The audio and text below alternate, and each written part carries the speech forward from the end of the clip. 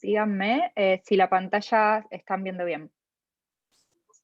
Sí, perfecto. Sí, perfecto. Bien. Bueno, para los que no me conocen, yo soy Paula Caporal, trabajo para la red y soy coordinadora regional actualmente en Global Parity, que es un estudio colaborativo con el subgrupo Global Health de la red Palisi, y con John en el estudio SALTI, que es también un estudio colaborativo entre la red y la red asiática Pacman en estudio de trauma grave de cráneo. Les voy a pedir, por favor, al que tenga los micrófonos abiertos que los cierren, porque yo puedo cerrarlo acá, pero para no estar interrumpiendo la charla. Bien, entonces, en primer lugar, estas fotos que son tomadas de internet de forma aleatoria, por más de que sean tomadas de internet, reflejan nuestro día a día en la terapia. Es una imagen que no nos resulta inusual. Un niño gravemente enfermo, rodeado de un montón de aparatos, máquinas y tecnología, y toda esta tecnología ha permitido que, por suerte, la mortalidad de un niño que ingresa a terapia intensiva sea algo excepcional, sea algo raro de ver.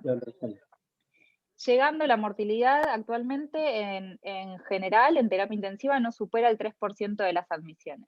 Sin embargo, un tema distinto es la morbilidad y qué es lo que sucede con esa morbilidad, que tiene consecuencias, puede tener consecuencias terribles, tanto para el niño y su calidad de vida, como para la familia.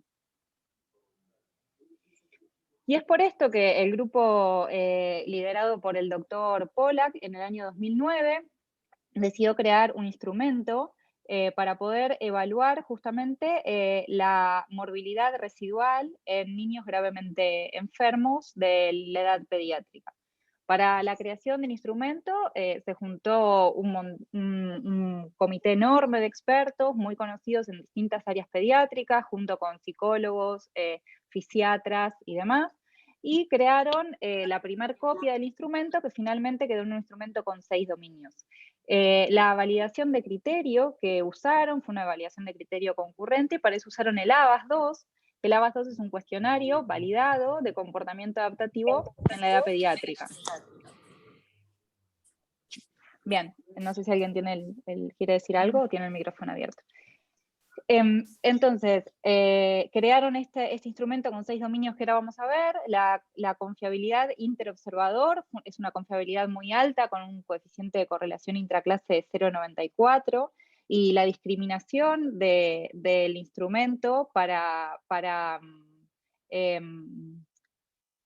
scores moderados tiene un área bajo la curva ROC también muy buena, con una performance de 0,81, y para estatus severos, un área bajo la curva de 0,85. Estos son los 6 dominios. Tenemos, como pueden ver, estado mental, funcionamiento sensorial, comunicación, funcionamiento motor, alimentación y estado respiratorio. Cada uno de los dominios tiene distintos ítems y puede ir de un valor mínimo, que es normal, que es un score, un puntaje de 1, a un valor máximo cada dominio de 5, que es una disfunción muy severa. Por lo tanto, el FCS más bajo de un niño totalmente sano y normal va a ser de 6, suma 1 punto por cada uno de los 6 dominios, y el peor, la disfunción más severa, es 30 puntos. Posteriormente, el FCS fue comparado con los scores POPC y PCPC. Esta comparación, de esta comparación podemos ver la aproximación externa y la sensibilidad al cambio. Con esto lo que vemos es la diferencia mínima importante. ¿Y qué quiere decir la diferencia mínima importante? La diferencia mínima importante en un instrumento y en la construcción de un instrumento es cuando yo aplico un score, una encuesta, lo que sea, en un tiempo cero, y después le aplico a la misma persona ese mismo instrumento luego de un tiempo. Ese cambio que nosotros vemos entre el tiempo 0 y el tiempo 1, puede haber un cambio en el puntaje, pero ¿cómo sé si ese cambio en el puntaje realmente tiene una traducción clínica o ya sea en la calidad de vida en el paciente. Esa diferencia mínima importante para el FCS es de 3 puntos. Y esto está dado porque una diferencia de 2 a 3 puntos en FCS se compara, se asemeja a una diferencia del POPC y del PCPC que pasa de escala de función, disfunción leve a disfunción moderada. Y por eso es que usamos esta diferencia de 3 puntos en el FCS. Por favor, los que tengan el micrófono prendido, les voy a pedir que lo apaguen. Entonces, acá lo que vemos es una corte enorme de más de 5.000 pacientes del mismo grupo liderado por Pollack, en el que podemos ver las nuevas morbilidades adquiridas de los pacientes graves que han pasado por terapia intensiva. ¿Cómo definimos entonces una nueva morbilidad? Con una diferencia de score del FCS previo a la enfermedad a un FCS posterior a la enfermedad, que puede ser en el egreso del paciente de la terapia intensiva o en el egreso del paciente del hospital. Si esta diferencia entre un score y el otro es de 3 o más puntos, decimos que el paciente ha adquirido una morbilidad nueva. Y si vemos en esta serie tan grande y estratificados los pacientes por el motivo de ingreso a terapia intensiva, podemos ver que los pacientes neurológicos son los que se llevan la mayor parte, los que tienen un porcentaje de pacientes con nueva morbilidad adquirida más alto, de 7.3, pero globalmente, así como decimos que los pacientes en la terapia intensiva menos del 3% muere, casi el 5% termina con una morbilidad nueva por haber pasado por la terapia. Entonces, el FCS, como dijimos, se determina pre y post enfermedad. Y con esto calculamos la diferencia de FCS o el delta de FCS. Cuando decimos pre-enfermedad, hablamos del paciente como estaba en su casa, no como estaba en la sala de internación de clínica antes de pasar a la terapia, sino que queremos saber cómo era el niño antes de haber sufrido la enfermedad. El FCS basal, entonces, se determina a través del interrogatorio al cuidador del niño y o a partir de la historia clínica previa. Puede calcularse vía telefónica con los cuidadores del niño, no hay ningún problema, y también puede realizarlo tanto el médico tratante o los mismos recolectores de datos sin necesidad de interactuar con el paciente. Por lo tanto, el FCS es rápido, no requiere la presencia de los cuidadores, es fiable, como vimos, interobservadores con una confiabilidad interobservador muy alta y es independiente de la edad. Entonces, ¿cómo vamos a aplicar nosotros el FCS? En un primer tiempo calculamos el FCS basal y para esto recogemos la información previa a la enfermedad del niño mediante el interrogatorio o con los datos que tengamos de la historia clínica. En un segundo tiempo vamos a evaluar el FCS del niño al egreso hospitalario. Depende del estudio que estemos haciendo, puede ser al egreso de la terapia intensiva o al egreso hospitalario. En nuestro caso es al egreso hospitalario. Y calculamos la diferencia o el delta de FCS pre y post enfermedad. Por lo tanto, tenemos el FCS basal, el FCS post-enfermedad, y si esta diferencia nos da mayor o igual a 3 puntos, decimos que el paciente ha adquirido una nueva morbilidad. Vamos a ver un ejemplo. Por ejemplo, un niño de 6 meses de vida que era previamente totalmente sano, pero que ingresa a la terapia intensiva pediátrica por una neumonía grave de la comunidad y un shock séptico con foco respiratorio. En la evolución cursa con una infección asociada a los cuidados de la salud, con sepsis por infección asociada a catéter venoso central. Luego, recién de 30 días de su ingreso a la terapia intensiva, con 3 extubaciones fallidas se le realiza una traqueostomía y se logra así la desvinculación de la ventilación mecánica. Luego egresa del UCIP con traqueostomía sin necesidad de ventilación positiva, respirando él solo por medio de la tráqueo con alimentación por sonda nasogástrica. Entonces, tenemos un score inicial que es un niño de 6 meses que era totalmente normal. Por lo tanto, el FCS basal es de 6 puntos. Pero cuando egresa de la terapia intensiva, vemos que en cuanto a su estado mental, sus periodos de vigilia y sueño son normales y la respuesta social parece apropiada.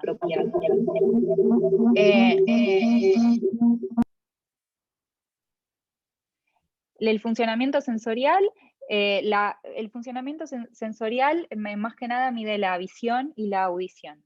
Y la visión y la audición del niño parecían intactas. En cuanto a la comunicación, parece la socialización un poco disminuida y la expresión facial un poco, la vocalización y las expresiones faciales un poco lentas. El funcionamiento motor tiene una franca debilidad en los 4 miembros, así que le corresponde un score de 3 puntos, alteración en el funcionamiento de 2 o más miembros. Y en cuanto a la alimentación, pasa a sala con alimentación por sonda nasogástrica. Y el estado respiratorio pasa a la sala con la traqueostomía sin necesidad de ventilación con presión positiva.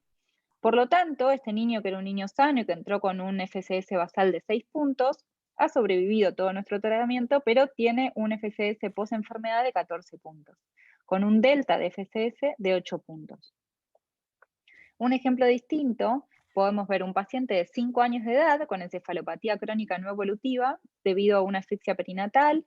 El niño tiene internación domiciliaria, ya tiene una traqueostomía sin requerimiento de asistencia ventilatoria mecánica domiciliaria y es alimentado en la casa por una gastrostomía. Ingresa a la terapia también por una neumonía grave de la comunidad. Finalmente, el niño es dado de alta, nuevamente con internación domiciliaria, pero con requerimiento de asistencia ventilatoria mecánica durante la noche, que es algo que antes él no tenía. Por lo tanto, si nosotros nos detenemos a ver el FCS basal de este niño, ya era de por sí alto. Es un niño que en su estado mental tiene ciertos periodos de respuesta social disminuida. En cuanto al funcionamiento sensorial, parecía un niño con algún grado de déficit auditivo. La comunicación, la socialización estaba francamente disminuida. En cuanto al funcionamiento motor, tenía alteración de los 4 miembros, era un nene que no caminaba, no deambulaba. La alimentación se alimentaba por gastro en la casa y en cuanto al estado respiratorio, era un niño que tenía una traqueostomía. Cuando se va de alta, lo único que cambió en realidad es esto, es que vuelve a su casa pero con soporte ventilatorio nocturno. Por lo tanto, el FCS post-enfermedad es de 17 puntos y el delta de FCS solo de 1 punto. Este instrumento lo que tiene de bueno además es de que ha sido traducido en distintos idiomas y validado de forma transcultural en un montón de países de nuestra región. Ha sido traducido al portugués y se ha hecho la adaptación transcultural en Brasil. Ha sido traducido también al español y se ha hecho la validación transcultural en Chile. Y además ha sido utilizado para, más allá de que el FCS puede usarse en cualquier patología porque ha sido creado con ese fin y de hecho todas las cortes de 5.000, 10.000 pacientes que vemos son pacientes de diversas patologías con distintas comorbilidades, pero se ha utilizado también en estudios dirigidos para evaluar las comorbilidades o las morbilidades asociadas particularmente de ciertas patologías. Por ejemplo, en el trauma grave de cráneo, esta serie publicada por Bennett muestra que en un estudio de corte prospectivo bastante grande, los niños con trauma grave de cráneo que ingresaban a la terapia, el 51% de ellos mostraba un delta de FCS mayor de 3 puntos. Por lo tanto, más de la mitad, un poquito más de la mitad de los niños con trauma grave de cráneo que ingresan a terapia, se van de nuestra terapia con una comorbilidad asociada. Lo mismo para niños que ingresan con insuficiencia respiratoria de causa pulmonar, el 8% de ellos egresa de nuestra terapia con una morbilidad asociada. Por lo tanto, para finalizar, el FCS es un método que es simple, es rápido, tiene una buena confiabilidad interobservador. Además, puede realizarlo el médico tratante o pueden realizarlo recolectores de datos que no hayan estado en contacto con ese paciente. También puede proveernos no solo información sobre el estado funcional en un único momento dado, sino que tiene esta ventaja de poder ver la morbilidad producto de una nueva enfermedad.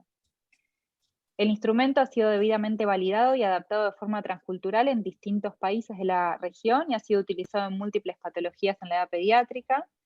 Y además, lo más importante es que entender las morbilidades asociadas a la patología crítica nos va a permitir abordar las estrategias, distintas estrategias para poder minimizarla de forma efectiva. Lo que no vemos y no cuantibilizamos no existe, y si no existe, entonces no podemos tomar medidas adecuadas para intentar atenuarlo. Bueno, acá les dejamos los links de la página de la red, y para aquellos que todavía no se hayan anotado y desean hacerlo tanto en el Global Parity o en Salty, les dejamos los dos correos electrónicos, paritylared@gmail.com y neurolared, que es para el estudio Salty.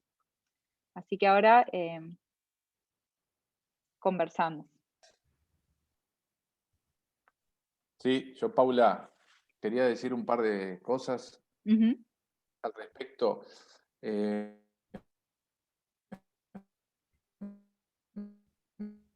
Se corta, Seba. Se corta, no se escucha. Como habrán visto todos los colegas, bueno, acá hay Corma de la sección y Pisa de realidad residual. ¿Se corta? A ver, ¿Ahí? ahora creo que ahí va. ¿Ahora? Sí, ahora sí.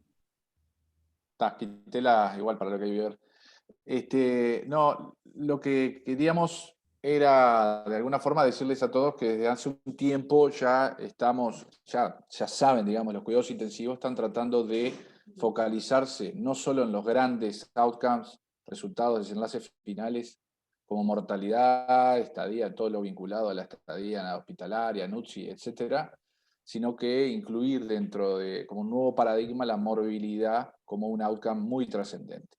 En definitiva, y los invito a que quizás ya muchos puedan compartirnos además cuál es su experiencia en las clínicas, en los hospitales, si alguno ya está utilizando FSS más allá de como una herramienta de investigación, pero cuando uno lo empieza a medir se empieza a sorprender de la cantidad de morbilidad que nosotros vemos. Muchas veces vemos ya lo podemos pesquisar al alta de la UCI, y luego el FCS, ese delta FCS no es tan grande y disminuye en el correr de la internación.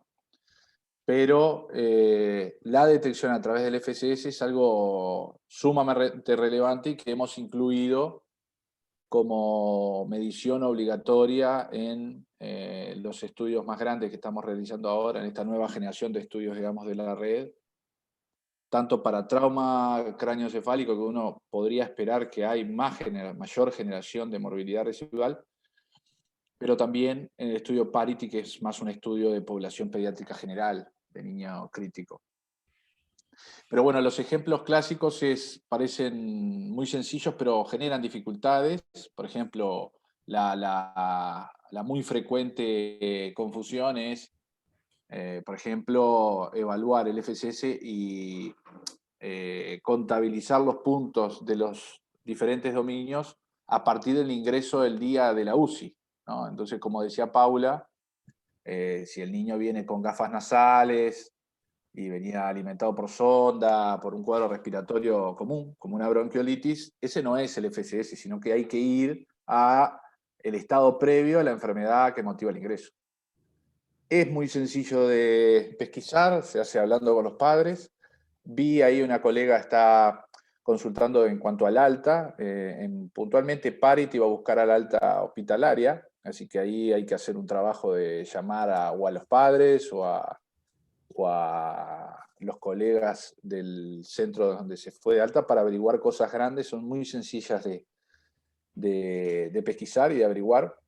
Y lo último que digo es que uno piensa como intensivista muchas veces trabajando en la terapia que no se genera morbilidad en las enfermedades frecuentes como la bronquiolitis y eso, que no son las más graves quizás, pero ya hay estudios que muestran que sí se genera. Nosotros estudiando en la red ya encontramos que hay un gran porcentaje de niños, mucho mayor de que uno piensa, eso lo tenemos que publicar, con enfermedades respiratorias muy frecuentes, que se generó una morbilidad, por lo menos al alta de UCI.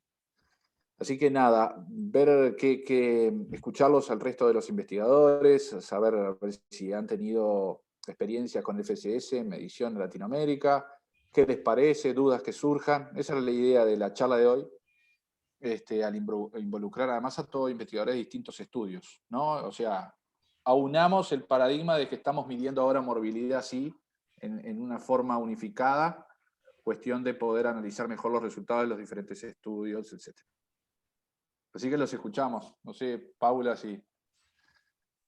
Sí, acá estoy leyendo cosas del chat. Carmen, que bueno, igual vos, Seba, le contestaste eso, dice que la medición a la alta hospitalaria ya se le complica porque es un centro, su centro deriva a un centro de mayor complejidad. Bueno, sí, se puede llamar. En el caso igual, Rosy, del parity, vos solo vas a completar hasta que viste al paciente. Después, si el centro de recepción también está dentro del parity, bueno, ese centro completa su parte y si no, no. Pero eso, bueno, es solo a los fines particulares del estudio parity, ¿no? Y Sebastián Godoy dice claro, que hay que tener cuidado con la escala de FSS del adulto, que es distinta a la pediátrica. Sí, si ustedes ven, el FSS, el Functional Status Score, fue desarrollado por el grupo americano liderado por Pollack en el 2009. La ficha, ahora lo busco y la pego, es una ficha, es un artículo de Pediatrics cuando se presentó, digamos, a nivel global. Y luego, si uno sigue el derrotero de las publicaciones del grupo liderado por Pollack, va a ver que hay distintas validaciones en este último diseño en cuanto a distintas enfermedades, como mostró Paula, ¿no? Trauma craneano, enfermedad respiratoria, fue mostrando ser consistente a través de las distintas enfermedades como pesquisa de morbilidad. Pero es Pollack, P-O-L-L-A-C-K, es un investigador americano, pediatra. Es ese, sí, es el... De todas formas, nosotros en todos los grupos de trabajo vamos a alcanzar la grabación de este webinario y además la traducción, eso Paula lo podemos hacer, de la traducción al español de todos los dominios para que el investigador lo tenga en su UCI. Y además, sugiero que lo involucren, lo incorporen, digamos, dentro del armamento de medición al alta. Por lo menos a mí, cuando lo empecé a observar, realmente te impacta de pequeñas cosas como hacen una enorme diferencia. Para nosotros los intensivistas, digo, no, un niño que se va con oxígeno no es gran cosa. Incluso la traqueostomía, como que la mayor complejidad de los pacientes que atendemos, capaz que nos hace bajar un poco los brazos de lo que significa, la morbilidad que significa una traqueostomía para un niño y su familia. Y bueno, estamos en una nueva generación de cuidados intensivos, con nuevos paradigmas y tal. La idea es empezar a entrenarnos entre todos. Sí, Debbie. Voy a ver si le... Yo quería hacer una pregunta, tenía una duda con respecto justamente a los pacientes traqueostomizados y y al puntaje que se le asigna con respecto a lo que es vocalización. Por eso sé que lo nombraste en el primer ejemplo, pero no me termina de quedar claro cómo lo evalúas eso, porque bueno, muchas veces son pacientes que obviamente por la traqueostomía, hay un micrófono abierto, no se puede, por la tráqueo no se puede, digamos, por ahí evaluar, digamos, con certeza, no sé, cómo está tomado eso o cuál es la idea. Sí, van a ver los lineamientos en general y yo les recomiendo el artículo primario de Pollack que describe todo, cómo son los dominios y cómo se validó. Eso se los podemos alcanzar, si te parece, Débora. Pero sí, hay una parte, obviamente, que tiene sus falencias, digamos, y cosas que uno va a tener que... Por eso también el delta FSS de 3 puntos, ¿no? Que haya una notoria diferencia y que seas consistente, porque muchas veces uno mide solo un dominio y lo mide mal y te da 1 punto, 2 de diferencia, y bueno, eso no significa una morbilidad nueva. Pero sí, la traqueostomía, y además acordarnos de que sí, la vocalización y eso también varía, y fue validado también en lactantes y niños mayores, pero digo, el espectro de edades incluye todas las edades, así que en realidad vas a ver que cuando lo leas y te lo alcanzamos, y también traducido, es muy sencillo e incluso ahora no recuerdo cómo decía Pollack exacto, pero incluso ante la duda uno tiende a poner de más, digamos. Tratás de poner más porque seguramente mejore en el concurso de la hospitalización y eso. O que las dudas que nosotros Por eso lo ideal del FSS es medirlo.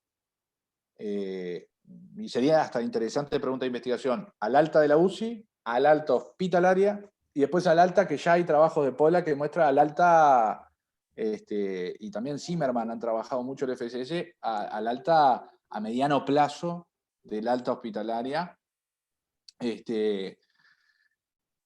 que los trabajos que tienen va hasta el año, incluso midieron, hasta el año del alta de UCI. Y ahí se ve cómo recupera y hasta cuánto delay en recuperación hay.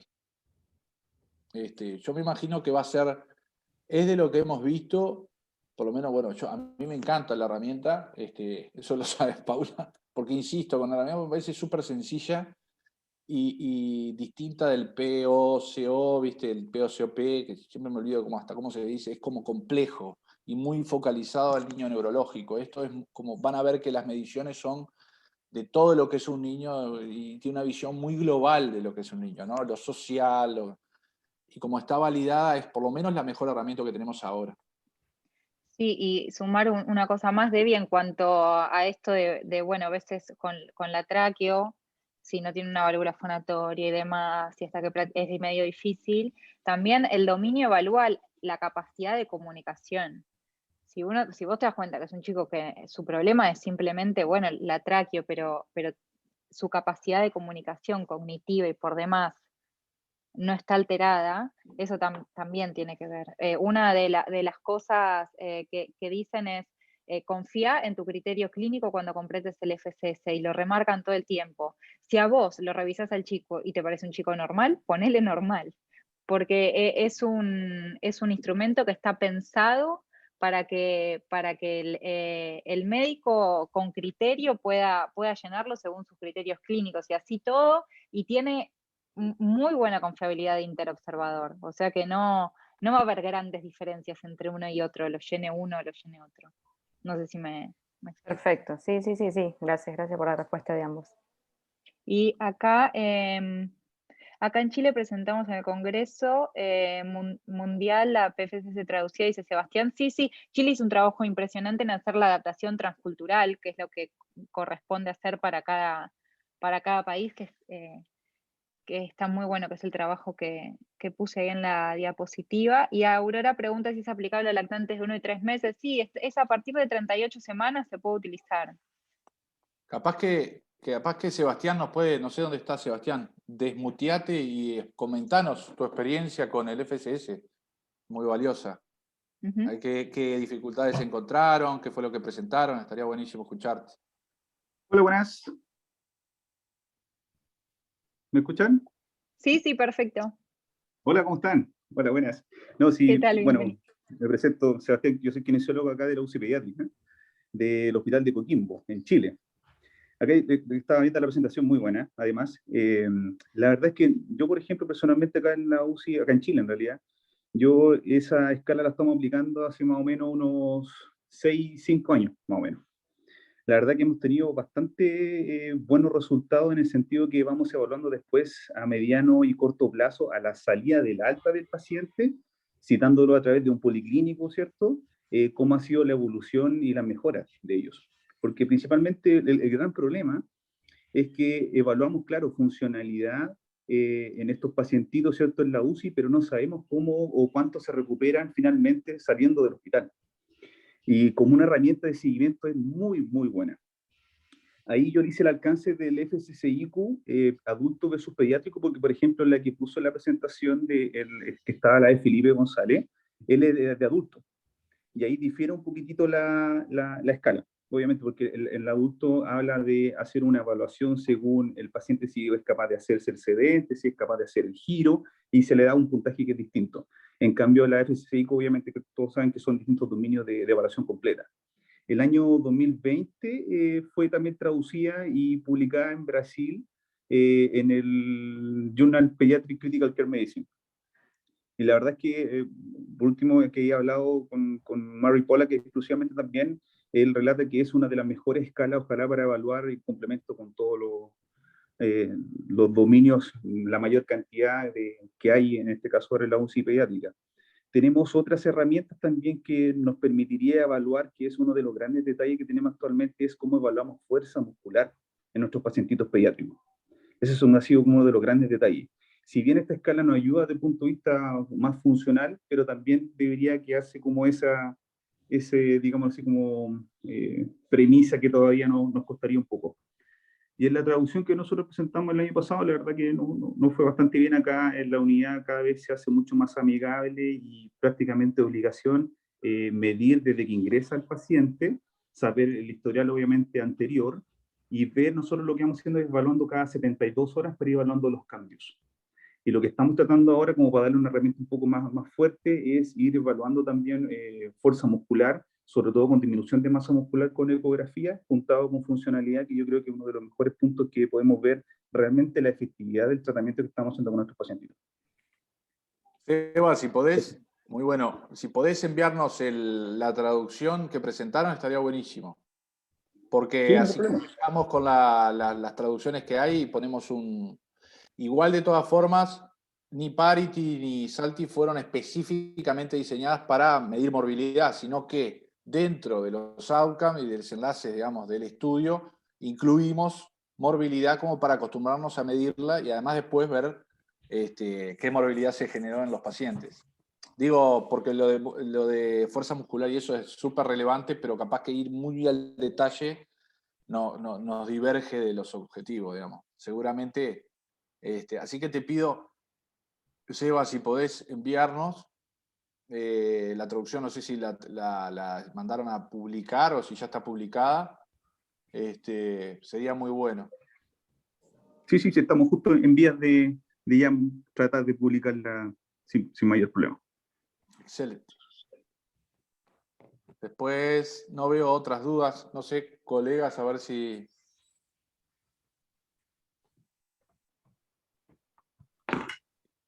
Porque no queremos robarle más tiempo, era simplemente así. Si no surgen dudas, capaz que las dejamos por aquí. Avisarle a todos los colegas que no pudieron... Hay casi 40 personas, son bastantes, pero de todas formas, entre los hospitales que hay, debemos haber más de 100 hospitales en total, así que vamos a tratar de divulgarlos entre cada uno de los grupos de trabajo y estudios para que quede esta grabación y estas dudas que se evacuaron, estos aportes importantes. Bien. Bueno, Paula, muchas gracias datos. a todos los que se tomaron un tiempo para participar, para estar acá y escucharnos. Cualquier duda, igual obviamente tienen desde el mail hasta los grupos de WhatsApp, cualquier duda que surja, incluso pueden surgir dudas después en el momento de la recopilación de datos y saben que estamos ahí a cualquier hora, en cualquier momento. Muy bien. Chau, chau. Muchas Gracias. gracias. Que tengan Chau, chau. buenas tardes. Chau, chau. Gracias.